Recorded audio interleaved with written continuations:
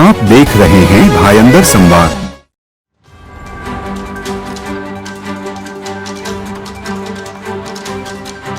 विकास की तरफ जाता हूं क्योंकि माननीय मुख्यमंत्री श्री एकनाथ शिंदे साहब जिस दिन से महाराष्ट्र के मुख्यमंत्री बने उसी दिन से आप जानते हो कि करीबन 3000 करोड़ रुपए का निधि शहर के लिए दिया, क्योंकि मीरा भाईंदर शहर के ऊपर उनका पूरा विश्वास है। मीरा भाईंदर शहर बहुत ही अच्छा विकसित हो सकता है, इनकी जानकारी उनको थी। मैंने उनको एक पार्टी का विधायक होने के नाते जानकारी दी थी और उस हिसाब से उन्होंने इस मीरा भाईंदर शहर को पूरा विकसित मीरा भाईंदर शहर की तरफ लेके जाने का काम किया। उसकी जिम्मेदारी विधायक के नाते मुझ पर सौंपी, क्योंकि आप जानते हो कि भले दूसरे पार्टी के लोग बार बार चुन के नहीं आते, मगर प्रताप सरनाईक 2009 में खुद के बलबूते पे चुन के आया, क्योंकि तभी तो मनसी की हवा थी राज्य में, फिर भी मैं उस वक्त चुन के आया। फिर 2014 में भारतीय जनता पार्टी और शिवसेना की युति नहीं हो गई, फिर भी प्रताप सरनाईक शिवसेना के सिंबल पे चुन के आया। और 2019 में जिस वक्त भारतीय जनता पार्टी और शिवसेना की युति हो गई, तभी आदरणीय नरेंद्र जी मोदी और आदरणीय शिवसेना प्रमुख बाला साहब ठाकरे जी के विचारों के ऊपर मुझे करीबन 84,000 वोटों का मार्जिन मिला और मैं तीसरी बार चुन के आया। तो शिवसेना का विधायक मीरा भाईंदर शहर की जनता बार बार चुन के अगर देती है, तो विधायक के नाते मेरा जिम्मेदारी थी इस शहर को विकसित करने के लिए निधि लाने की, क्योंकि मीरा भाईंदर महानगर पालिका की आर्थिक परिस्थिति विकट थी। फिर मैंने 3000 करोड़ के आसपास जो निधि मंजूर की, उसमें 1800 करोड़ रुपए के करीबन रास्ते थे, जिसमें महापालिका का भी योगदान था। फिर 1200-1300 करोड़ रुपए के उसमें लता मंगेशकर नाट्यगृह था, हमारे इधर बाबूराव सरनाईक कैशलेस हॉस्पिटल था, हमारे घोड़बंदर किला था, शिवाजी महाराज का पुतला था, साथ ही में हमारे लता मंगेशकर के नाम का संगीत गुरुकुल, 4 तरन तालाब, सभी धर्मों के और सभी समाज के लिए हम लोग भवन का निर्माण कर रहे थे। बहुत सारे उद्यान निर्माण हो गए। 50 करोड़ रुपए के आसपास की राशि ये हमारे कुएं को पुनर्जीवित करने के लिए मिला। 150 करोड़ रुपए का निधि जो हमें घोड़बंदर जो खाड़ी किनारे विकसित करना है उसके लिए मिला। 100 करोड़ का निधि जो है चेना river front, Sabarmati river front के धरती पे विकसित करना है उसके लिए मिला।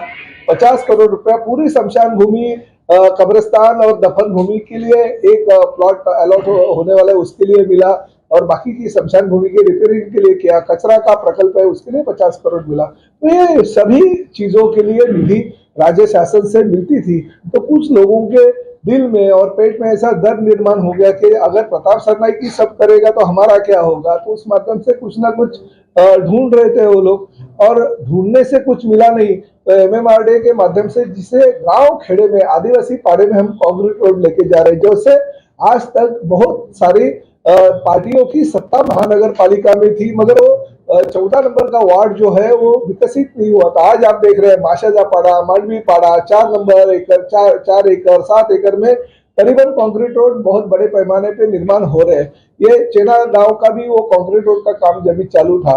किसी भी होटल और किसी भी बार को कोई तोड़ने की महानगर पालिका की भी इच्छा नहीं थी। सिर्फ जो आइलैंड बन रहा था उसमें 2 फुट की दीवार अगर बन रही थी तो उसका विरोध करने के लिए अगर कोई आता था, और उसका बैकग्राउंड अगर देखे तो 14 लेडीज बार, पीटा, पोस्को जैसे गुना उसके ऊपर है। 4 से 5 उनके ऊपर ये जो लॉजिंग बोर्डिंग है वो उनका व्यवसाय है।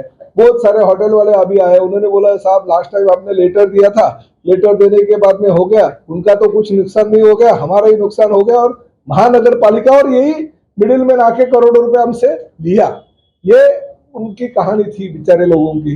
तो ऐसा अगर होता रहेगा तो वो तो बोलते हैं कि ऐसा अगर टूटना चालू हो गया तो उनका तो टूटता नहीं है, वो कॉर्पोरेशन से वगैरह सेटलमेंट कर लेते हैं, और जिनका टूटता है उनके पास से करोड़ रुपया वसूल करते हैं। तो ये तो उनका फायदा होता है, उल्टा ये बिजनेस है उनका वसूली का।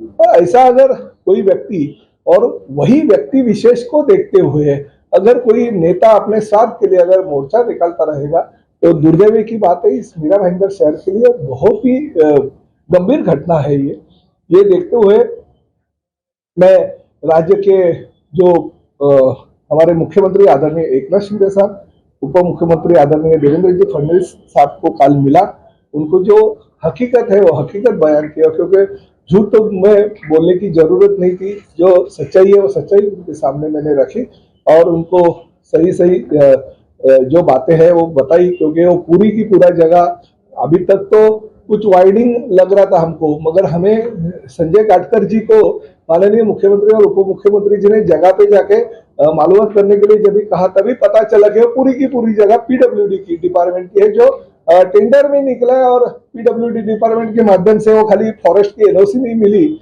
इसलिए अभी तक रुका नहीं। तो पूरा वाइडिंग में पूरा का पूरा जाने वाला है, तो रुकने वाला नहीं। तो अभी दीवार के लिए जो आगे है वो पीडब्ल्यूडी का रास्ता अगर हो जाएगा तो पूरा तो बार ही टूटने वाला है।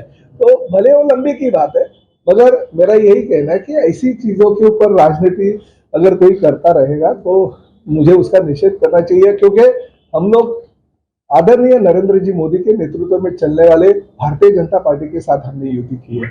आदरणीय देवेंद्र फडणवीस जो स्वच्छ प्रतिमा जिनकी इस राज्य में है, उनके साथ हमारी बाला साहब ठाकरे जी के विचारों के साथ युति है। तो ऐसे भारतीय जनता पार्टी की युति अगर ऐसे कुछ लोगों को, जो व्यक्ति विशेष लोग हैं, उनके लिए अगर आंदोलन या मोर्चे निकालते रहेंगे तो निश्चित तो व्यक्त होना चाहिए। और मुझे ये कहना पड़ रहा है कि पार्लियामेंट इलेक्शन है, पार्लियामेंट इलेक्शन के दौरान जानबूझकर ये चीजें, कुछ इतनी बड़ी चीज नहीं है, किसका होटल टूटा नहीं था, किसकी दीवार टूटी नहीं थी, उल्टा 2 फुट की दीवार खाली वो वॉल के लिए अगर बन रही थी, तो उसके लिए अगर कोई इतना बड़ा आंदोलन करने की कोशिश अगर करता है और उसके ऊपर हमने कुछ बोला नहीं है, ना ही मुख्यमंत्री जी ने फोन किया, ना ही प्रताप सरनाईक ने दबाव डाला, पुलिस ने जो कार्रवाई की है वो कार्रवाई की है। तो ऐसे परिस्थिति में अगर ये ऐसा मीरा भाईंदर शहर के पुलिस को और मीरा भाईंदर शहर के महानगर पालिका के अधिकारियों के ऊपर दबाव डालने के लिए अगर कोई करता रहेगा तो उसका निषेध व्यक्त होना चाहिए। मैं मुख्यमंत्री और उप मुख्यमंत्री जी से मिला और माननीय उप मुख्यमंत्री श्री देवेंद्र फडणवीस, इनके ऊपर मेरा पूरा का पूरा विश्वास है। जो अधिवेशन है, अधिवेशन के दौरान में कुछ सवाल उठाना चाहता था, उस वक्त मैंने देवेंद्र जी को, ये जो मीरा भाईंदर महानगर पालिका ने मुझे लेटर दिया था, मेरा जो सवाल था उसका जवाब मुझे दिया था, तो जवाब देखने के बाद में तो वो चौंक गए और उन्होंने कहा कि नहीं, विकास के आड़े कोई भी आता रहेगा तो उसको बख्श नहीं करना चाहिए। उन्होंने तुरंत कमिश्नर श्री संजय काटकर साहब को मेरे सामने ही फोन किया और बताया कि जो काम है वो चालू रहना चाहिए, चाहे मेट्रो का काम है, चाहे चेना के पानी का टंकी का काम है, सूर्या प्रकल्प का, क्योंकि वो दोनों काम शहर के हित में है, शहर के लिए बहुत बड़े मायने रखता है। तो कोई भी अगर उसके आड़े आएगा तो कार्रवाई होनी चाहिए, ऐसा मेरे सामने उन्होंने कहा। तो उनके ऊपर मेरा पूरा विश्वास है। उन्होंने कल मुझसे कहा, रात को बहुत देर रात हम मिले, मुख्यमंत्री जी भी थे, उप मुख्यमंत्री जी भी थे, और उनको मैंने कहा कि लोकसभा का इलेक्शन है, हमें सब लोगों को आदरणीय पंतप्रधान नरेंद्र मोदी जी को तीसरी बार चुन के लेके आना है, और नरेंद्र मोदी जी पंतप्रधान बनना ये हमारा सपना है, ना कि भारतीय जनता पार्टी के कार्यकर्ताओं का, बल्कि शिवसेना का सपना है। और वो सपना टूटने के लिए अगर कोई ऐसे कोशिश करता रहेगा तो उसका हम लोग निषेध करते हैं। उन्होंने तुरंत मुझसे कहा कि मालूमात जो है वो मैं निकालता हूं। उन्होंने मुख्यमंत्री जी ने आदरणीय पुलिस कमिश्नर साहब से बात की, पूरी डिटेल जानकारी ली, संजय काटकर जी को पूरा अहवाल देने के लिए कहा। तो ये जो चीजें हो रही थी उसके ऊपर 101% कोई ना कोई जरूर देवेंद्र जी और एकनाथ शिंदे साहब निर्णय लेंगे। इसकी मुझे पूरी की पूरी जानकारी कल उन्होंने दे दी। ये प्राइवेट काम तो है नहीं, ये तो MMRDA का और महानगर पालिका का संयुक्त काम है। तो हमारे पीए, अगर मैंने ही उधर जाकर के पीए को मेरे को बोला था, क्योंकि मैं पहुंच नहीं सकता था इधर, कोई उन्होंने जो कपड़े उतार के चालू किया था नौटंकी, तो मैंने मेरे पीए को बोला था जाके देखिए भाई क्या है। और मेरे पीए वो वीडियो में आपने ये भी दिखा रहेगा कि बाबा संभालो, क्योंकि वो दारू के नशे में तर होके अगर वो कपड़े उतारता रहेगा तो मेरे पीए ने तो उनको बोला कि भाई संभालो, आप देखा रहेगा, अन्ना रुक जाओ, अन्ना रुक जाओ। वो तो उनको रिक्वेस्ट कर रहा था। तो ये रिक्वेस्ट के लिए हमने भेजा था कि बाबा ऐसे ये मत करो, क्योंकि वो सब आपके जैसे कुछ लोग वीडियो निकाल रहे थे, तो वो उनको संभालने के लिए, आखिर हमारे सहयोगी पार्टी का वो माजी सदस्य है, तो उसको संभालने के लिए मेरे पीए को मैंने खुद भेजा था। और आप वीडियो में देखा रहेगा, वो मेरा पीए कुछ भी हो धक्का मार रहा था, फिर भी कुछ गलत एक्शन उन्होंने लिया नहीं, उल्टा उनको संभालने की। पिछले 30 साल से लोक प्रतिनिधि के तौर पर मैं काम करो, बार बार लोग मुझे चुन के लेके आ रहे हैं।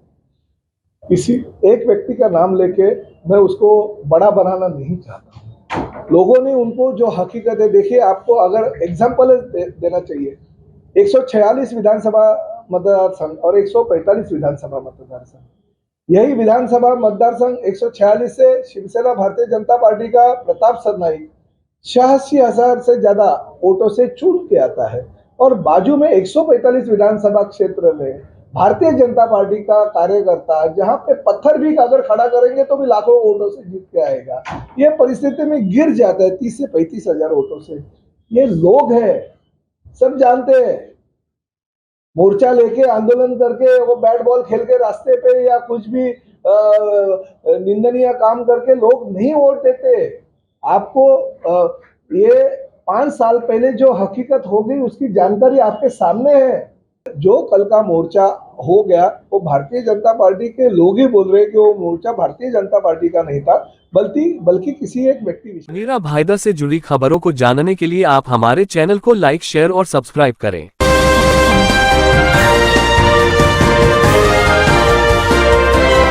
आप देख रहे हैं भायंदर संवाद।